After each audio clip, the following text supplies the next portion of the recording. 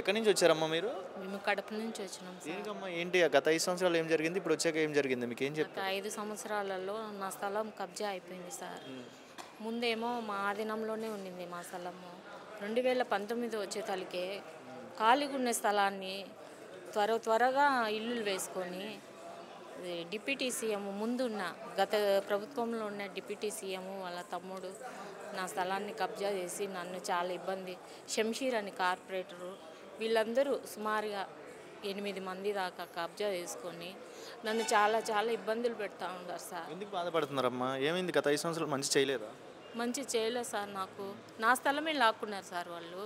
ఇంకా నాకే మంచి చేసినట్టు స్వాతంత్ర సమరయోధుడు మా జేజబ్బ స్వర్ణ నాగయ్య, ఫ్రీడమ్ ఫైటరు, మొదటి శాసనసభ్యుడు, అతనికి ఇచ్చిన స్థలాన్ని మాకు వారసత్వం రీత్యా మాకు నా భాగానికి 37.5 సెంటు వచ్చింది సార్. ఇప్పుడు ఇక్కడికి వచ్చారు కదమ్మా, ఇక్కడ సహాయం చేస్తారని నమ్మకం ఉందా? చేస్తూ ఉన్నారు సార్. వీళ్ళేమో నాకు ఇంతకుముందు కూడా వచ్చినాను 10 నెలలో వచ్చింటే నాకు బాగానే వీళ్ళు మాట్లాడి చేసినారు. కానీ ఎంఆర్ఓలు స్పందించడంలా, ఆర్డీఓలు స్పందించడంలా. వాళ్ళు నాకు న్యాయం చేయాలి, కలెక్టర్ గారు చర్యలు తీసుకోవాలి. కలెక్టర్కు వీళ్ళకు దయచేసి నారా లోకేష్ గారు, డిప్యూటీ సీఎం పవన్ కళ్యాణ్ గారు ప్రజల్లో తిరుగుతున్నారు, మంచి చేస్తారని నమ్మకం ఉందా? చేస్తారు. వాళ్ళు ఖచ్చితంగా నాకు న్యాయం చేయగలుగుతారు. మంచిగా నాకు ఏ లీడర్ అయినా ఇలా మీరు వెళ్ళి మాట్లాడడానికి కానీ ఇలా ఆర్జీలు తీసుకురావడం కానీ ఇలా మీట్ అవ్వడం గత 5 సంవత్సరాలు ఏం తిరిగారా? ఇలా దగ్గరలో ఉన్నారా లీడర్లు? దగ్గరలో ఉన్నారు, కానీ జగన్మోహన్ రెడ్డి దగ్గరకు కూడా వెళ్ళాను, కానీ నాకు న్యాయం జరగలే ముందు గత ప్రభుత్వంలో. ఈ ప్రభుత్వంలో నాకు న్యాయం జరుగుతుందని నేను ఇది రెండోసారి నేను ఇక్కడికి రావడం. మా ఎమ్మెల్యే కూడా మాకు సహాయం బాగానే చేస్తూ ఉంది సార్. ప్రజెంట్ కూటమి ప్రభుత్వం వచ్చింది కదండి, పరిపాలన ఎలా అనిపిస్తుంది? గత 5 సంవత్సరాలు చూశారు కదా, ఈ ప్రభుత్వం ప్రజలకు మంచి చేస్తున్నారని అనిపిస్తుందా? గత 5 సంవత్సరాలలో వైఎస్ఆర్సీపీ పాలన మొత్తం విధ్వంసకర పాలన. అది అతను పాలన చేపట్టిన మరుసటి రోజు నుంచే ప్రజల సమస్యలను తెలుసుకునే ప్రజావేదికను కూలగొట్టి విధ్వంసకరమైన పాలన కొనసాగించాడు. ఆ పాలనలో పేదలను నడ్డి విడిచాడు.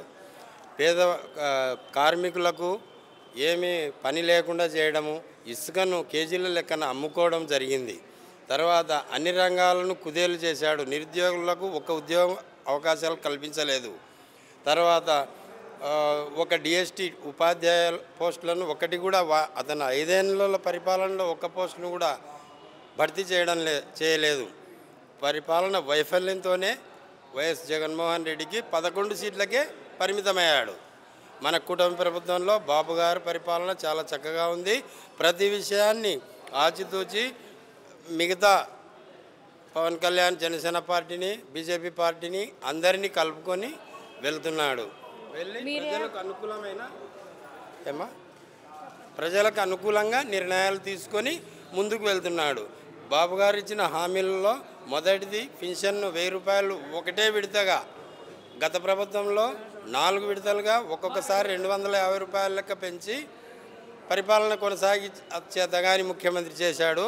మన ముఖ్యమంత్రి ఒకటేసారిగా 1000 రూపాయలు పెంచి పరిపాలన చక్కగా అందించాడు. అంతేగాక ఉపాధ్యాయ పోస్టుల భర్తీ కూడా చేపట్టడం జరిగింది.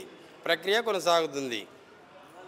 ఇప్పుడు ఏం చెప్తారు sir? Deputy CM Pawan Kalyan garu ఉన్నారు కదా, ఆయన గురించి ఏం చెప్తారు? రోడ్ల పరంగా గుంటలు ఉన్నాయని ఫినిష్ చేయాలంటున్నారు కదా. ప్రభుత్వ నిధులతో అన్నింటినీ గుంతలు లేని రోడ్లు తయారుగా చేస్తుంది.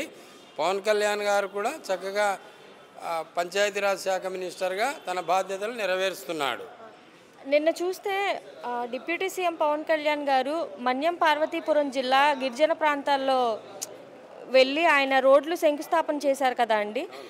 డెవలప్మెంట్ అనేది చూపిస్తారంటారా?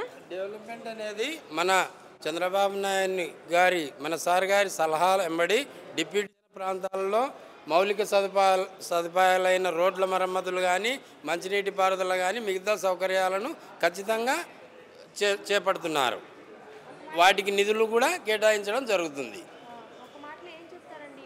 ఈ ప్రభుత్వం, గత ప్రభుత్వం అంత విధ్వంసకర పాలన సరిగా లేదమ్మా. ఈ ప్రభుత్వం బ్రహ్మాండంగా ఉంది.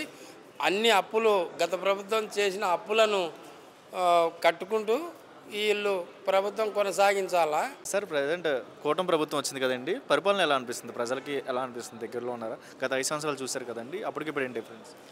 అప్పటికి ఇప్పటికి చాలా మార్పులు వచ్చాయండి. ఎందుకంటే గత ప్రభుత్వంలో చాలా లోపాలు ఉండబట్టే గతంలో అందరూ కూడా ప్రజలు మంచి మెజార్టీతో జనాలకి బుద్ధి చెప్పి ఇప్పుడు ఈ ఎన్డీఏ ప్రభుత్వానికి అవకాశం కల్పించారు. గత 5 సంవత్సరాలు మంచి చేసాము, ప్రజలకి అంటే సహాయకరంగా ఉన్నామంటున్నారు కదా, ఈ ప్రభుత్వం వచ్చిన తర్వాత చాలా ఇబ్బందులు ఫేస్ చేస్తున్నారు ప్రజలని ఒక ఆపోజిట్ పార్టీ వాళ్ళు ప్రశ్నిస్తున్నారు. ఏం లేదండి, ఇప్పుడు ప్రభుత్వం అయితే చాలా మంచిగా కార్యక్రమాలు చేపడుతుంది. అన్నా క్యాంటీన్లు కానీ ఇప్పుడు ప్రస్తుతానికి ఇసుకలు కూడా చంద్రబాబు నాయుడు గారు మంచి హామీ ఇచ్చారు. చాలా భవిష్యత్తు కూడా చాలా ముందుకు తీసుకెళ్ళడానికి ఆయన ఒక దిశానిర్దేశంతో ప్రభుత్వాన్ని ముందుకు తీసుకెళ్తున్నారు. గత ప్రభుత్వంలో పథకాలని పేరు చెప్పేసి జనాలు మభ్యపెట్టేసి చాలా మోసం చేశారు. ఏమీ లేదు, మొత్తం మన సర్వనాశనం చేశారండి రాష్ట్రాన్ని. ప్రీవియస్ చూశారు కదా, గత 5 సంవత్సరాలు అభివృద్ధి అనేది ఏమైనా జరిగిందా? గత 5 సంవత్సరాల్లో అభివృద్ధి జరిగింది, ప్రతి పంచాయతీలు డెవలప్మెంట్ చేసాం అంటున్నారు కదా, మరి ఈ ప్రభుత్వం వచ్చిన తర్వాత ఎలా అనిపిస్తుంది? డిప్యూటీ సీఎం పవన్ కళ్యాణ్ చేతిలో పెట్టారు కదా, డెవలప్మెంట్ పరంగా ఎలా ఉండబోతుంది? గౌరవ ఉప ముఖ్యమంత్రి పవన్ కళ్యాణ్ గారు తీసుకున్న నిర్ణయాలు చాలా అమోఘమండి. ఎందుకంటే గ్రామ స్వరాజ్యాన్ని స్థాపించడాన్ని, గాంధీ కళగన్న స్వరాజ్యాన్ని గత పాలకులు పూర్తిగా నిర్వీర్యం చేశారు.